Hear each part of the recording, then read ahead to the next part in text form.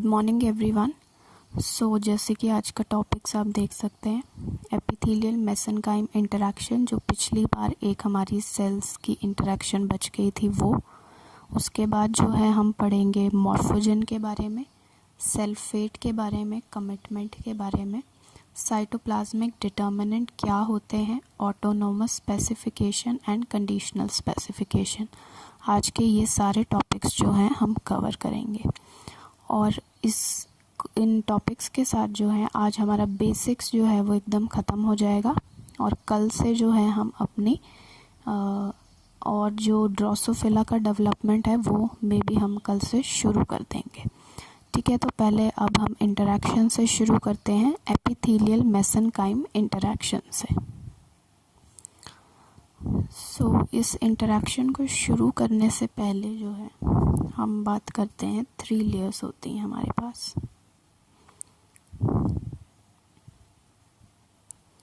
ये 3 लेयर्स कौन कौन सी होती हैं जिसके बारे में हम बात कर रहे हैं? Ectoderm, mesoderm and your endoderm. ठीक है, जो आपकी एक्टोडर्म होती है उसी को हम बोलते हैं एपिथेलियल लेयर।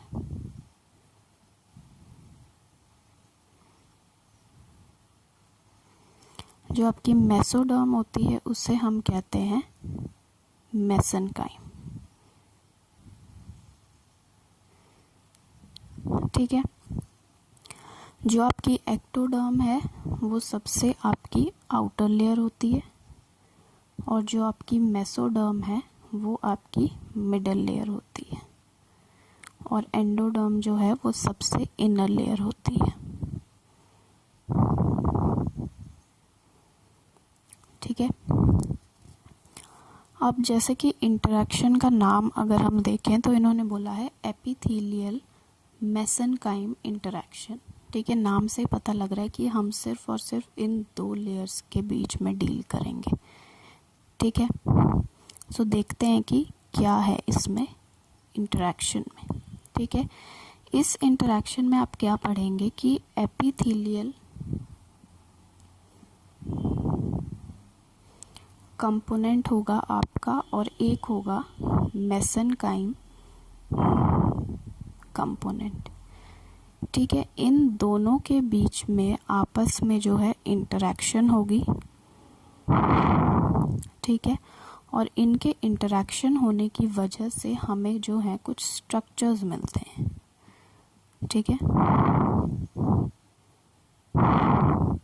कुछ स्ट्रक्चर्स मिलते हैं जैसे कि हेयर बन सकता है आपका, ठीक है, फेदर बन सकता है आपका, तो ऐसे जो हैं ऑर्गन्स बन सकते हैं। तो ऐसे इनके कॉम्बिनेशन से इनके बीच में जो इंटरैक्शन है उससे हमारे जो है डिफरेंट स्ट्रक्चर्स की फॉर्मेशन होती है। ठीक है, तो अभी हम एक टेबल पढ़ेंगे जिसमें कि हम इंटरैक्शन देखेंगे, एपिथेलियल एंड मेसेनकाइम के बीच में इंटरैक्शंस हो रही हैं और क्या जो है वो फॉर्म हो रहा है।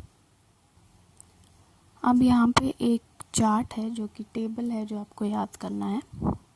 ठीक है, इंटरैक्शंस जो हैं वो होंगी आपकी एपिथेलियल कंपोनेंट के बीच में और मेसेनकाइम कंपोनेंट के बीच में। ठीक है, इन दोनों के बीच में इंटरैक्शंस होंगी और क्या बनेगा वो हम देखेंगे। अब ये जैसे आपके सामने मैंने सारा चार्ट जो है वो बना दिया है। ठीक है, तो एक चीज़ आपने याद रखनी है, यहाँ पे एक्सेप्शन से जो है वो क्वेश्चन आता है। ठीक है, जो आपका एपिथेलियल कंपोनेंट है जैसे कि मैंने आपको बताया कि उसमें जो है हम एक्टोडर्म की बात करते हैं। ठीक है, और मेसेनकाइम कंपोनेंट जो है हम उसमें मेसोडर्म की बात करते हैं। ठीक है, लेकिन कुछ ऐसे ऑर्गेनिजम्स होते हैं जैसे कि आपको पता है कि उनमें तीनों लेयर्स जो हैं हमारी वो प्रेजेंट नहीं होती हैं। ठीक है, एक्टोडर्म, एंडोडर्म एंड मेसोडर्म तीनों लेयर्स प्रेजेंट नहीं होती हैं, लेकिन उनमें भी जो है ये स्ट्रक्चर्स जो हैं प्रेजेंट होते हैं। ठीक है। तो वहाँ पे क्या होता है कि एपिथेलियल कंपोनेंट की जगह जो है वो हमेशा एक्टोडर्म काम ना करके आपका एंडोडर्म और मेसोडर्म भी जो है काम कर लेता है। ठीक है। और किसी के पास मान लो अगर मेसोडर्म में जो है, जैसे एपिथेलियल में मैंने आपको बताया मॉडिफिकेशन होगी, कोई और लेयर भी काम कर सकती है, वैसे ही मेसोडर्म में भी जो है मॉडिफिकेशन होगी और कोई और लेयर जो है वो काम कर सकती है। ठीक है। तो इसमें हमने याद क्या रखना है कि कौन सा स्ट्रक्चर जो है वो किस किस कंपोनेंट से मिलके बना है। ठीक है। जैसे कि फर्स्ट है आपका क्यूटेनियस स्ट्रक्चर्स। यहाँ पे आते हैं hairs, feathers, sweat glands, mammary glands. ठीक है। तो इसका एपिथेलियल कंपोनेंट सिंपली जो है आपका है एक्टोडर्म और मेसेनकाइम कंपोनेंट है मेसोडर्म।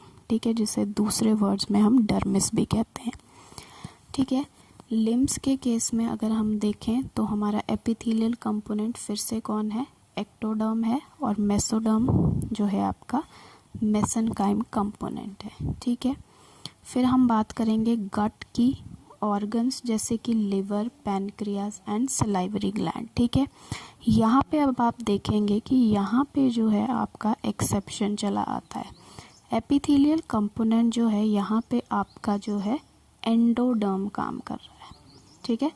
और मेसेनकाइम कंपोनेंट कौन है, वही सेम है मेसोडर्म। उसके बाद pharyngeal and respiratory associated organs. ठीक है, जैसे कि लंग्स, थाइमस, थायराइड, इसमें भी एपिथेलियल कंपोनेंट जो है वो हमारा है एंडोडर्म। ठीक है। तो ये भी आपका जो है एक एक्सेप्शन हो गया। और मेसेनकाइम कंपोनेंट कौन है, मेसोडर्म। ठीक है। किडनी के केस में हम देखेंगे तो एपिथेलियल कंपोनेंट भी मेसोडर्म ही है और मेसेनकाइम कंपोनेंट भी मेसोडर्म ही है। ठीक है। तो ये भी जो है एक आपका एक्सेप्शन हो गया। इसमें आपको मेसोडर्म की जगह जो है ये भी लिखा हुआ आ सकता है यूरेट्रिक बड एपिथेलियम। ठीक है। अगर ये लिखा हुआ आएगा तभी भी इसका मतलब सेम ही है, इसी चीज़ के बारे में बात की जा रही है। ठीक है। तो कंफ्यूज नहीं होना है। और टूथ के बारे में हम बात करें तो उसका एपिथेलियल कंपोनेंट कौन होगा, सिंपली एक्टोडर्म। और यहाँ पे मेसेनकाइम कंपोनेंट जो है वो होगा न्यूरल क्रस्ट। तो ये भी जो है हमारा एक एक्सेप्शन हो गया मेसेनकाइम कंपोनेंट के केस में। ठीक है। और इसमें जो दूसरा वर्ड से आपको क्वेश्चन पूछ सकते हैं वो होगा जॉ एपिथेलियम। ठीक है। ये भी लिखा हुआ जो है आपको आ सकता है। ठीक है। तो ये जो है आपको मैच द फॉलोइंग में ऐसे पूछे जा सकते हैं। एक्सेप्शन पे मोस्टली जो है क्वेश्चन आपको मिलेंगे और बाकी तो ऑटोमेटिकली दो हैं वो याद हो जाएंगे कि नॉर्मली जो है वो एक्टोडर्म और मेसोडर्म काम करते हैं। ठीक है। तो अब हम इनकी प्रॉपर्टीज़ पे चल पड़ते हैं कि प्रॉपर्टीज़ जो है इनकी क्या क्या हैं। अब जैसे पिछली वीडियो में हमने डिस्कस किया था कि दो प्रॉपर्टीज़ जो हैं वो क्या क्या हैं। एक है रीजनल स्पेसिफिकेशन ऑफ इंडक्शन और दूसरी प्रॉपर्टी जो है वो है जेनेटिक स्पेसिफिकेशन ऑफ इंडक्शन। ठीक है। तो सबसे पहले हम बात करेंगे रीजनल स्पेसिफिकेशन ऑफ इंडक्शन की। ठीक है।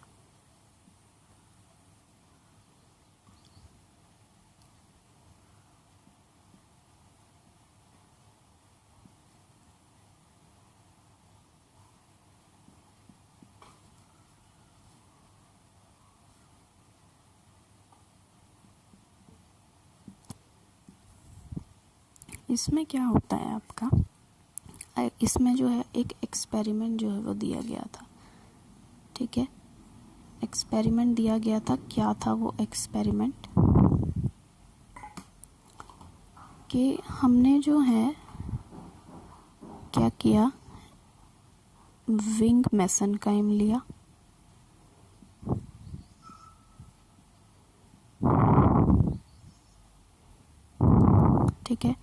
और दूसरा जो हमने लिया वो हमने लिया विंग एपिथेलियम। ठीक है, एक हमने जो है विंग वाले एरिया से मेसेनकाइम टिश्यू लिए और एक विंग वाले एरिया से हमने एपिथेलियम सेल्स लिए। ठीक है, तो रिज़ल्ट हमें क्या देखने को मिला कि विंग्स की ही फॉर्मेशन हुई। ठीक है, दूसरा एक्सपेरिमेंट जो किया उसमें हमने लिया थाई मेसेनकाइम। ठीक है, और ये वाली चीज़ जो है ये हमने कांस्टेंट रखी, तो हमने देखा कि क्या मिला हमें। यहाँ पे जो बना वो बना थाई फेदर्स।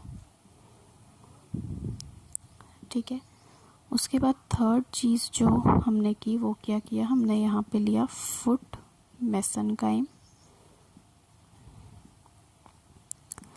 और ये वाली चीज़ हमने फिर से कांस्टेंट रखी, तो हमने क्या देखा कि यहाँ पे बन रहा है फुट फेदर्स।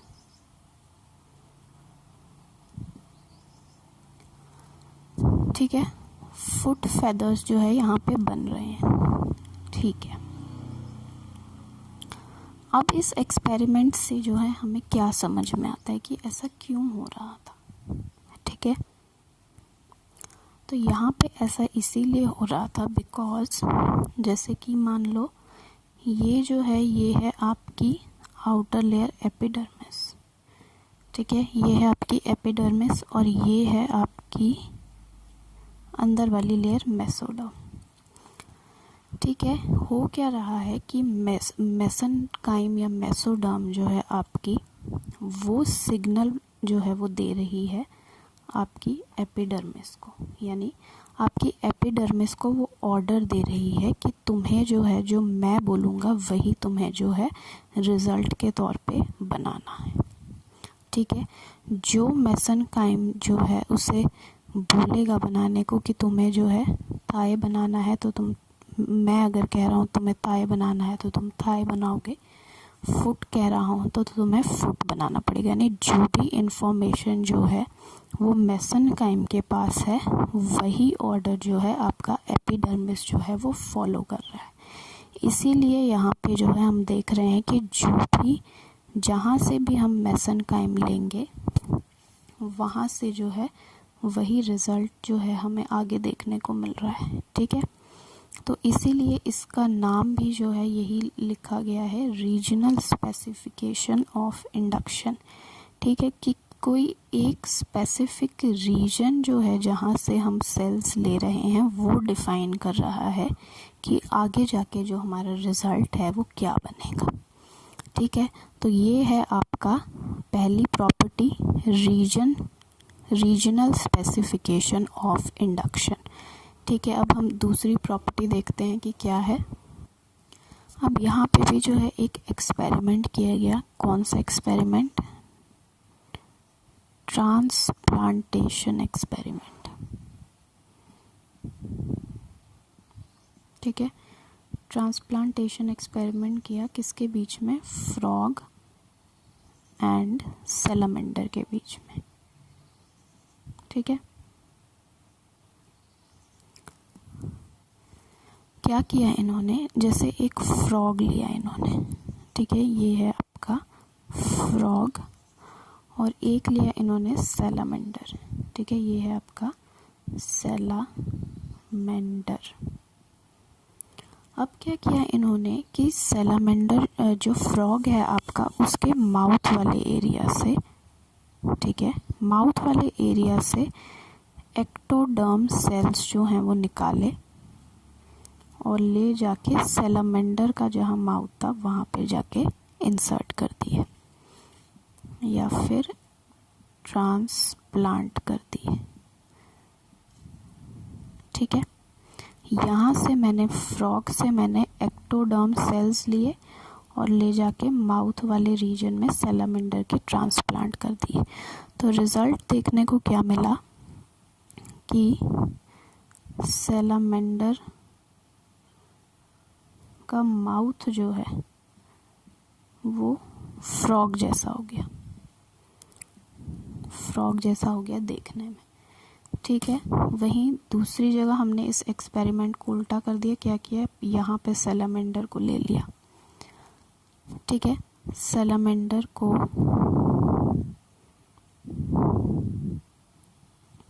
यहाँ पे ले लिया और फ्रॉग को जो है यहाँ पे ले लिया, ठीक है। सेम वही प्रोसेस किया हमने, क्या कि सैलामेंडर्स के माउथ से, mouth part of salamander ectoderm जो है हमने ली और उसे ट्रांसप्लांट कर दिया ले जाके फ्रॉग के माउथ में, ठीक है। रिज़ल्ट क्या देखने को मिला कि फ्रॉग का जो माउथ है,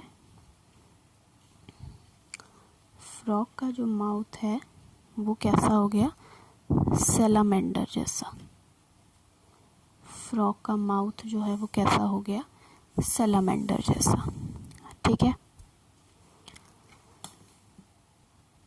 तो ऐसा जो रिज़ल्ट है हमें देखने को क्यों मिल रहा है, ठीक है, बिकॉज़ जो यहाँ पे भी सेम ही खेल चला है, ठीक है।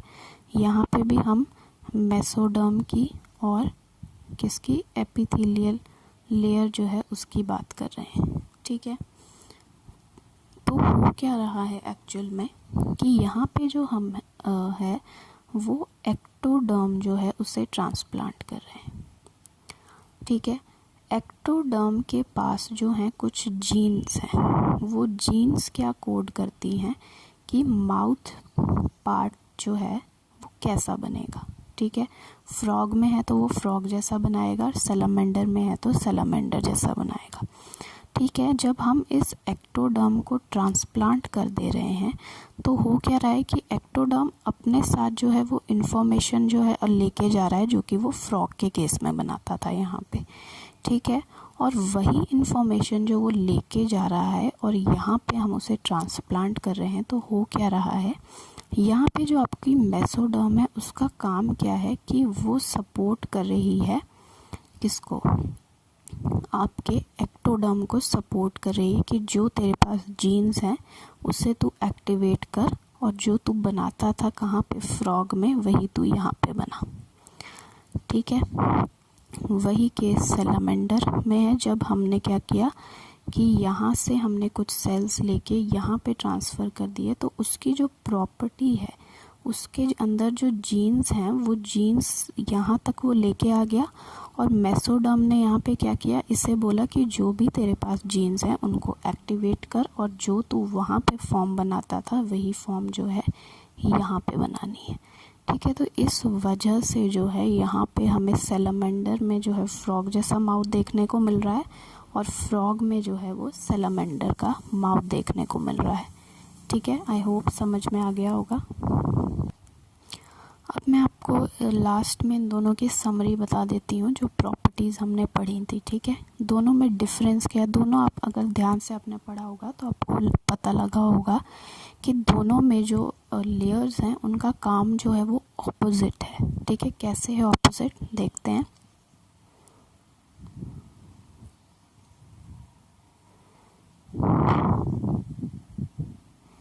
ये मैंने दो प्रॉपर्टीज़ जो हैं यहाँ पे लिख दी, ठीक है।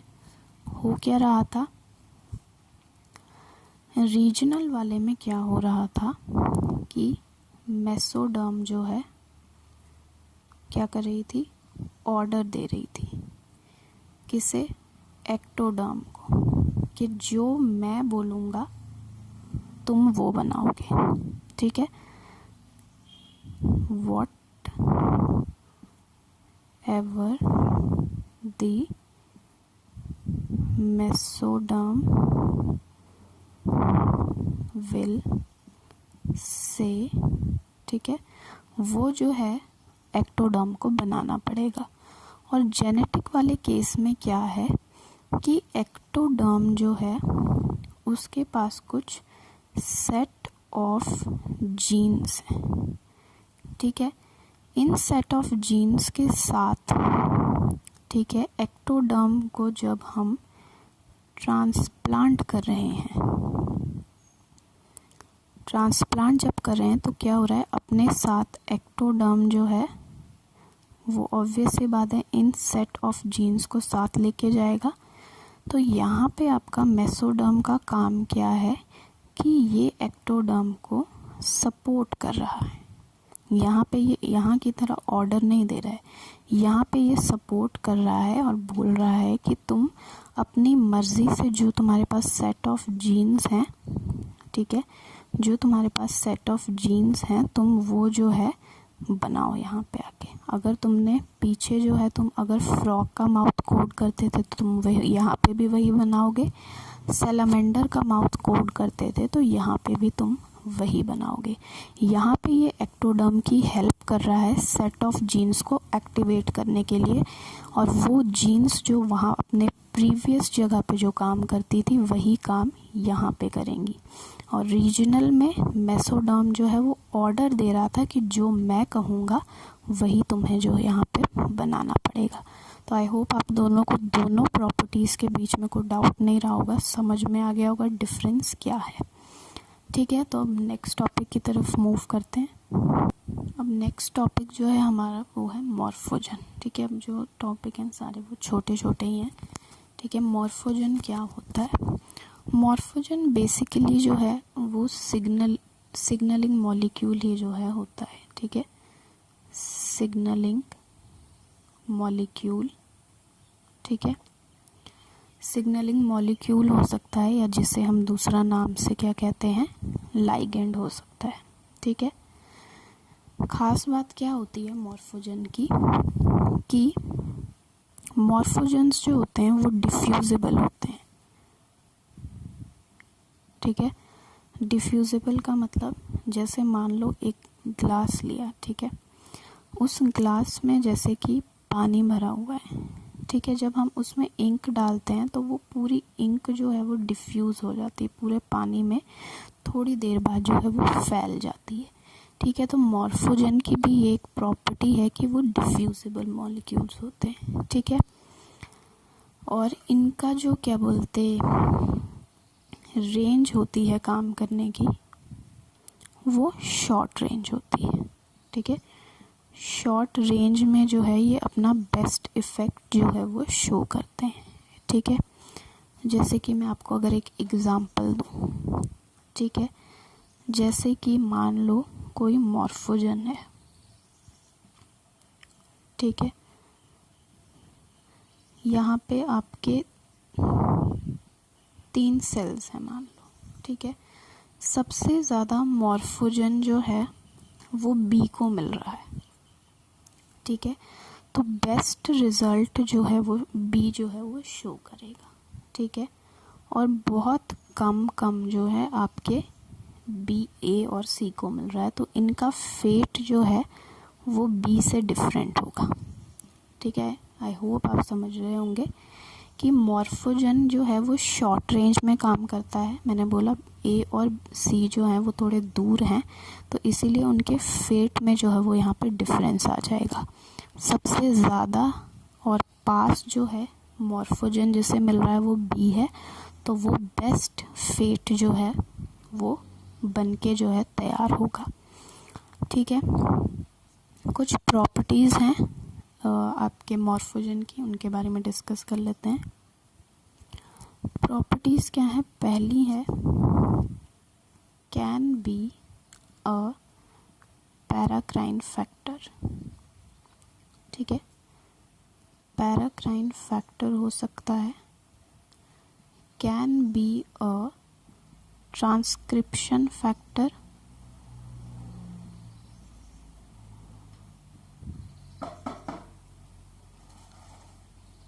ठीक है, उसके बाद एक और जो मोस्ट इम्पॉर्टेंट पॉइंट मैंने आपको बताया कि डिफ्यूजिबल होता है।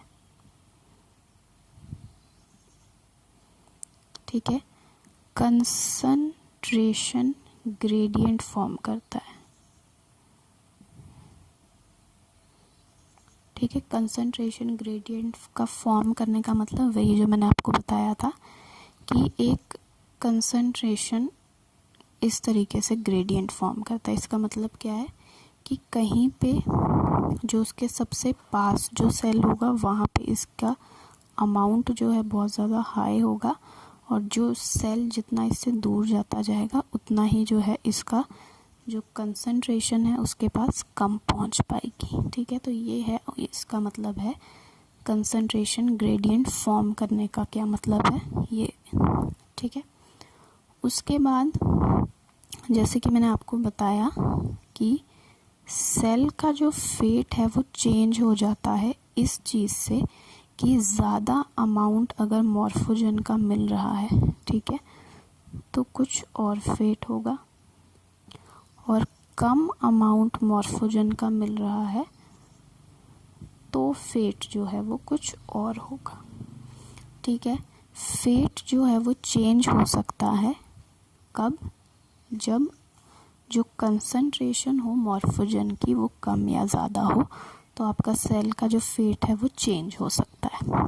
ठीक है, एक एग्जाम्पल है बाइकॉइड का। ठीक है, बाइकॉइड जो है वो आपका एक मॉर्फोजन है। ठीक है, और मॉर्फोजन है, और सबसे फर्स्टली जो है जो डिस्कवर हुआ था,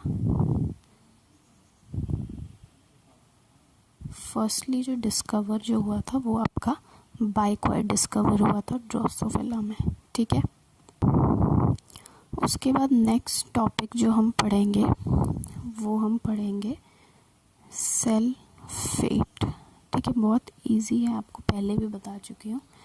सेल का फेट का मतलब क्या होता है कि सेल जो है वो क्या बना सकता है आगे जाके। ठीक है, उसकी पोटेंसी क्या है।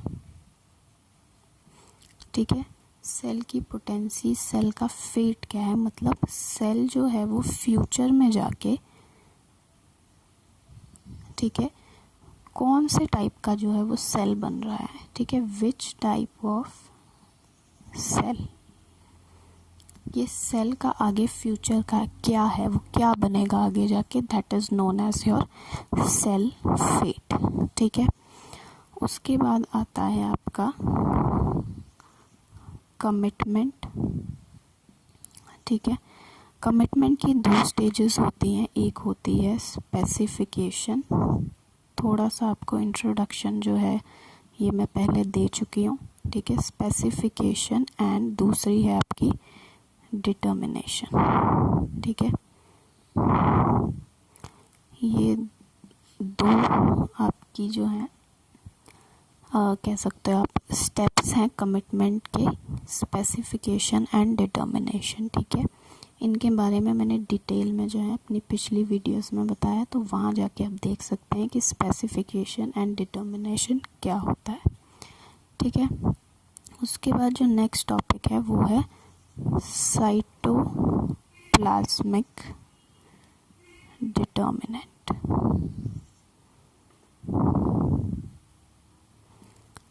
ठीक है, इसमें क्या होता है आपका जो आपकी मदर होती है। ठीक है, आपकी जो मदर होती है, जब फर्टिलाइजेशन नहीं हुई होती है, तो उससे पहले भी जो है ये डिसाइड हो चुका होता है कि माउथ जो है वो कहाँ बनेगा। ठीक है, एंटीरियर एरिया कौन सा होगा, पोस्टीरियर एरिया कौन सा होगा विदाउट फर्टिलाइजेशन। ठीक है, तो वो विदाउट फर्टिलाइजेशन जो है वो कैसे होता है, इन साइटोप्लाज्मिक डिटर्मिनेंट की वजह से। ठीक है, होता क्या है, जैसे कि मान लो यहाँ पे कुछ आपके मॉलिक्यूल्स हैं, कुछ डिटर्मिनेंट्स हैं। ठीक है, कहीं पे ज़्यादा हैं, कहीं पे कम है, अनइक्वल जो है इनका डिवीजन है। तो क्या होगा जब ये डिवाइड करेंगे, ठीक है, मान लो ये अनइक्वल डिवाइड कर गए, अनइक्वल डिवाइड करेंगे तो क्या होगा, एक में जो है साइटोप्लाज्मिक डिटर्मिनेंट कम आएंगे और एक में जो है बहुत ज़्यादा आ जाएंगे। ठीक है, अभी साइटोप्लाज्मिक डिटर्मिनेंट जिसमें ज़्यादा आ गए उसका फेट जो है वो कुछ और होगा। ठीक है, ये दिख नहीं रहा है, यहाँ बना देती हूँ। ठीक है, यहाँ पे ज़्यादा साइटोप्लाज्मिक डिटर्मिनेंट जिसमें है उसका फेट कुछ और होगा, जिसमें कम साइटोप्लाज्मिक डिटर्मिनेंट है या नहीं है उसका फेट जो है वो कुछ और होगा। तो साइटोप्लाज्मिक डिटर्मिनेंट जो है वो भी फेट डिसाइड करने में आपके कुछ हद तक जो है वो हेल्प करते हैं। ठीक है, अब इसके बाद जो है वो आपका ऑटोनोमस स्पेसिफिकेशन बचा है और कंडीशनल स्पेसिफिकेशन बचा है बेसिक्स में। ठीक है, ये वीडियो जो है लंबी हो जाएगी, तो आज नहीं करके हम इस टॉपिक को जो है कल करेंगे और उसके साथ जो है नया टॉपिक भी शुरू करेंगे, ड्रोसोफिला की डेवलपमेंट। ठीक है, तो जो भी मैंने अभी तक पढ़ाया है, अगर वो आपको कोई भी उसमें डाउट हो तो आप मुझे कमेंट सेक्शन में बता सकते हैं। ठीक है, और चैनल को लाइक एंड सब्सक्राइब करना नहीं भूलेंगे, जिससे कि आप मेरी कोई भी नई वीडियो जो है वो मिस नहीं करेंगे। ठीक है, so thank you for watching this video.